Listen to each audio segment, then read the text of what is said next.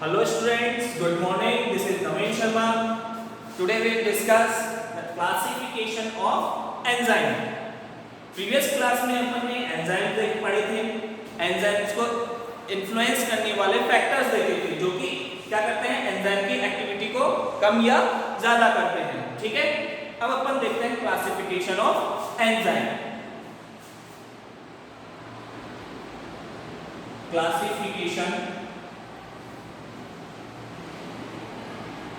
Of enzyme. ठीक है, देखो क्लास जो एंजाइम है उनका क्लासिफिकेशन किया गया है उनकी नेचर की बेस पर कि वो वर्क क्या करते हैं. मान लो कि कोई एंजाइम है जो कि क्या कर रहा है, किसी भी मॉलिक्यूल्स में से वाटर निकाल रहा है. ठीक है, रिलीज कर रहा है, तो वो एक टाइप हो गया.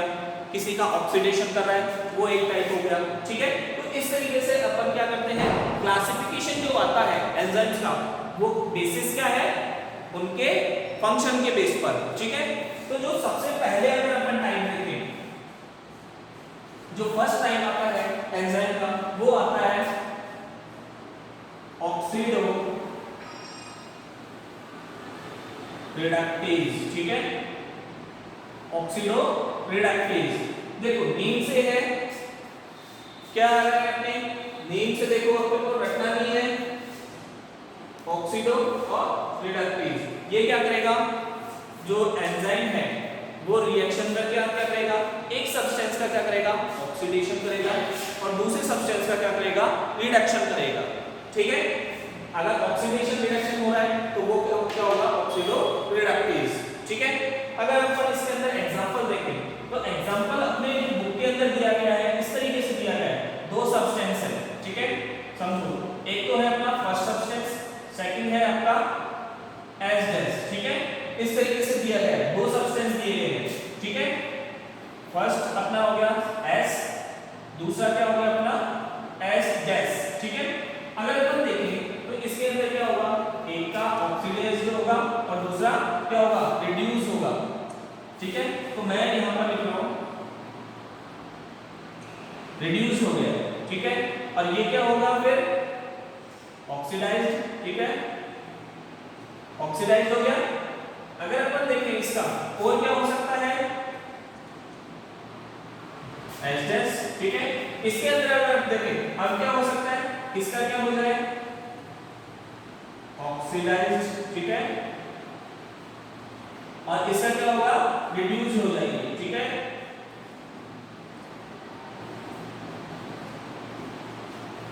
करना या तो ऑक्सीडाइज हो जाएगा या फिर रिड्यूस हो जाएगा. तो जो एंजाइम क्या कर रहा है, सब्सटेंस क्या कर रहा है, ऑक्सीडेशन कर रहा है या रिडक्शन कर रहा है, दोनों ही कंडीशन में वो क्या कहलाएगा, आपका ऑक्सीडो रिडक्टेज एंजाइम. ठीक है, समझ आ गया. ये आपको एग्जांपल्स के साथ में इसको नोट डाउन करना है. ठीक है, अब अपन देखते हैं जो नेक्स्ट टाइप है अपना, वो है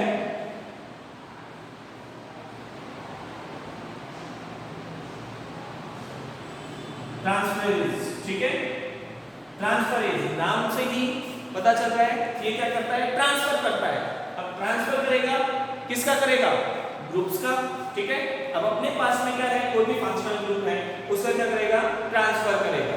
ट्रांसफर कैसे करेगा, अब देखो अपने पास में ये सब्सटेंस है, इसके साथ में कोई भी ग्रुप है. ठीक है, कोई भी ग्रुप लगा हुआ है, और दूसरा सब्सटेंस क्या है अपने पास में, एच. ठीक है, समझ में आया. एक सब्सटेंस है जिसके पास में क्या है, एक ग्रुप लगा हुआ है, और दूसरा सब्सटेंस है अपने पास में एच डैश. अब ये क्या होगा, ट्रांसफर होगा. ठीक है, एंजाइम की प्रेजेंस में तो क्या होगा, अब अपने पास में जो प्रोडक्ट बनेगा वो क्या बनेगा, एस एच डैश जेड जी. देखो यहां पर क्या था, किसके साथ में था, फर्स्ट सब्सटेंस के पास में था, और अब यहां पर क्या हो गया, एच डैश के पास में आ गया. ग्रुप में चेंज कर लिया, अपने आप को ट्रांसफर कर लिया.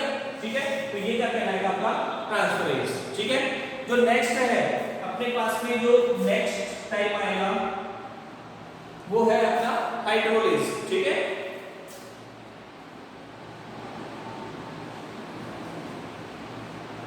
हाइड्रोलिसिस. देखो इसके अंदर सिंपल है, ये क्या करता है, हाइड्रोलिसिस करता है, ठीक है। सॉरी मैं एक बात भूल गया था कि यहाँ पर जो ट्रांसफरेज है उसके अंदर एक ग्रुप होता है जिसको छोड़कर किया जाता है। कौन सा है वो? सिर्फ हाइड्रोजन को छोड़कर, ठीक है। हाइड्रोजन है उसका ट्रांसफर नहीं होगा, अगर उसका ट्रांसफर हो रहा है तो वहां पर ट्रांसफरेज नहीं आएगा, ठीक है। समझ में आ रहा है? हाइड्रोजन को छोड़कर चाहे कोई भी हो वो क्या होगा, वो ट्रांसफरेज में आएगा। अब हाइड्रोलेज के अंदर क्या होता है कि सिंपल सी बात है, अपने क्या होगा, हाइड्रोलाइसिस, ठीक है। हाइड्रोलाइसिस हो रहा है तो यहां पर क्या होगा कि जो H2 है, H2O वो क्या होगा, रिमूव, ठीक है। इसका एग्जांपल अपन ने देखा था कहां पर, अभी प्रोटीन के अंदर अमीनो एसिड्स का देखा था, पॉलीपेप्टाइड चेन में क्या होते थे, हाइड्रोजन निकल जाता था, सॉरी वाटर मॉलिक्यूल्स निकल जाता था, तो वो क्या होगा, हाइड्रोलाइसिस, ठीक है। समझ में आ गया? कोई कंफ्यूजन?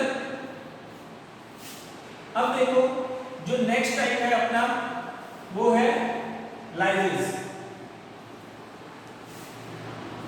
नेक्स्ट जो है वो है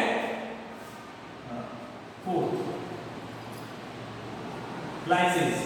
लाइसिस क्या करता है कि इसके जितने भी चेन के क्या होता है जो ग्रुप्स हैं उनको क्या कर देता है, सेपरेट कर देता है, ठीक है। सेपरेट कैसे करेगा, अपने पास में अभी ग्रुप का क्या आया था, ट्रांसफरेज, वो ट्रांसफर करता है। यहां पर क्या करेगा, जैसे अपन एग्जांपल लेते हैं, ये अपने पास में क्या है, एक कोई भी क्या है, अपने पास में कोई भी ग्रुप है, ठीक है। अब ये सब्सटेंस है, इसके अंदर क्या करेगा, इसके अंदर ये क्या करेगा, इन दो ग्रुप्स को रिमूव कर देगा, ठीक है। क्या करेगा, इन दो ग्रुप्स को यहां से ब्रेक डाउन करके रिमूव कर देगा। तो अपने पास में जो प्रोडक्ट आएगा वो किस तरीके से आएगा, ये रिमूव हो गए, ठीक है, ये आ गया, ये आपस में ये सेपरेट हो जाएंगे और वो उधर से सेपरेट होंगे, ठीक है।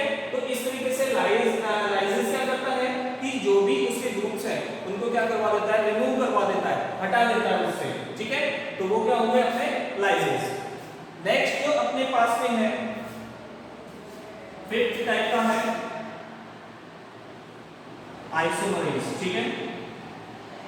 आइसोमरेज का नेम से सिंपल है, आइसोमर का फॉर्मेशन होता है। आइसोमर का फॉर्मेशन में क्या होता है कि कोई भी ग्रुप है उसकी पोजीशन चेंज होकर वो क्या होता है, अलग अलग टाइप की स्ट्रक्चर का फॉर्मेशन करते हैं, ठीक है। इसको समझाने की जरूरत नहीं है, आप अपनी केमिस्ट्री के अंदर आइसोमर्स बहुत ही डिटेल से पढ़े हुए हैं, ठीक है। नेक्स्ट जो अपने पास में लास्ट है सिक्स टाइप का वो है लाइगेज, ठीक है। लाइगेज में क्या होगा, लाइगेज होता है एक तरीके ग्लू का वर्क करता है। ये क्या करते हैं कि दो सब्सटेंस को क्या करते हैं, ज्वाइन करने का, जोड़ने का वर्क करेगा, ठीक है। तो लाइगेज क्या करते हैं, ज्वाइन टुगेदर करते हैं, ठीक है, ज्वाइनिंग और टू मॉलिक्यूल्स, ठीक है।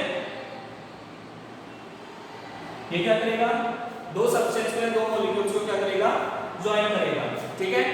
ये अपने पास में सिक्स टाइप के एंजाइम्स हैं जिनको अपन क्या करते हैं, इनके फंक्शन के बेस पर क्लासिफिकेशन किया है, ठीक है। अब अपने पास में जो लास्ट पॉइंट दिया गया है इस चैप्टर के अंदर वो है कोफैक्टर। क्या है आपका, कोफैक्टर। देखो बेटा मैंने इसको यहाँ पर से रफ कर दिया है, आपको नोट डाउन करना है, तो क्या होगा, आपको वीडियो पॉज करनी है और फिर आप नोट डाउन करते रहेंगे, ठीक है। अब अपन यहाँ पर देखें जो लास्ट पॉइंट है अपना इस चैप्टर से रिलेटेड वो है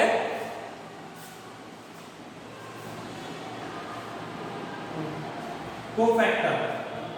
कोफैक्टर क्या होते हैं, देखो कोफैक्टर क्या है, आपके वो पार्ट कहलाता है जो कि क्या करता है, अपना फंक्शन शो करता है एंजाइम्स के अंदर, ठीक है। एंजाइम्स के अंदर दो पार्ट होते हैं जिसको अपन कहें, तो ये कोफैक्टर्स क्या होते हैं, अपन ने क्या कहा था, एंजाइम्स क्या होते हैं, मोस्टली प्रोटीन के होते हैं, ठीक है। तो प्रोटीन और नॉन प्रोटीन दोनों टाइप के मॉलिक्यूल्स मिलकर क्या बनाते हैं, अपना एंजाइम, ठीक है। तो जो नॉन प्रोटीन पार्ट होगा किसी भी एंजाइम का, ठीक है, कौन सा, non protein part, non protein part होता है वो क्या होता है अपना कोफैक्टर, ठीक है।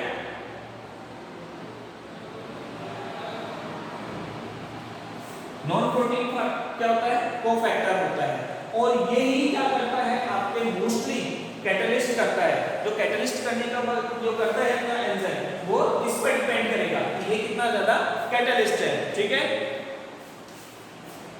तो अपन इसको बोले तो ये क्या होता है मोर, ये क्या होता है मोर कैटालिटिक होता है, ठीक है।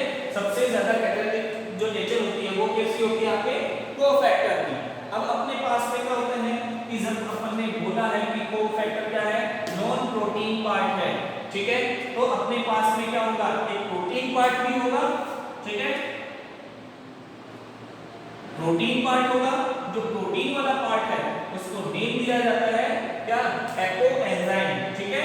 क्या नाम दिया जाएगा एपो एंजाइम, ठीक है। ये क्या होगा जो नॉन प्रोटीन पार्ट है वो हो गया कोफैक्टर और प्रोटीन पार्ट होगा एपो एंजाइम, ठीक है। देखो कोफैक्टर के अंदर 3 टाइप के होते हैं कोफैक्टर्स। अगर अपन मैं यही पर टेबल बना देता हूं और आप नहीं कर रहा हूं, ठीक है। तो कोफैक्टर्स क्या होते हैं 3 टाइप के होते हैं।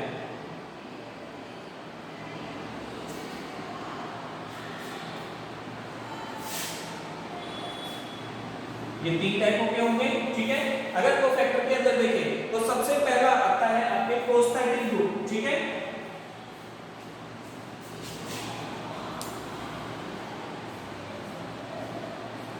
प्रोस्थेटिक ग्रुप, प्रोस्थेटिक ग्रुप क्या होता है कि जो अपने ऑर्गेनिक कंपाउंड्स होते हैं, ठीक है।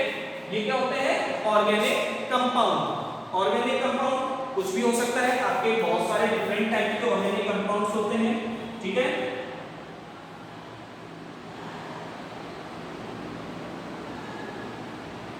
ये क्या होते हैं ऑर्गेनिक कंपाउंड, समझ में आया।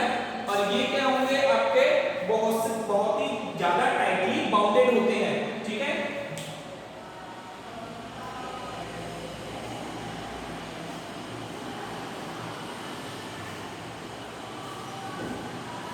बहुत ही ज्यादा टाइट बॉन्ड होते हैं। ये बहुत क्या करेंगे जो बॉन्ड बनाएंगे बहुत ही टाइट होता है या फिर स्ट्रॉन्ग बॉन्ड बनाते हैं, ठीक है। अब अपने पास में आता है नेक्स्ट जो है सेकंड टाइप वो आता है को एंजाइम, ठीक है। को एंजाइम ये क्या होते हैं कि जब ये भी ऑर्गेनिक कंपाउंड होते हैं, लेकिन डिफरेंस क्या है इसमें ये क्या होते हैं कि बॉन्ड तभी बनाएंगे जब एंजाइम क्या कर रहा है रिएक्शन कर रहा है, ठीक है। तो ये क्या होता है टेम्परेरी बॉन्ड का फॉर्मेशन करते हैं, ठीक है।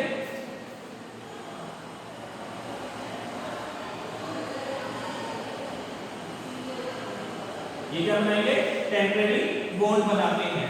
और जो लास्ट में अपने पास में टाइप है वो होते हैं मेटल आयन।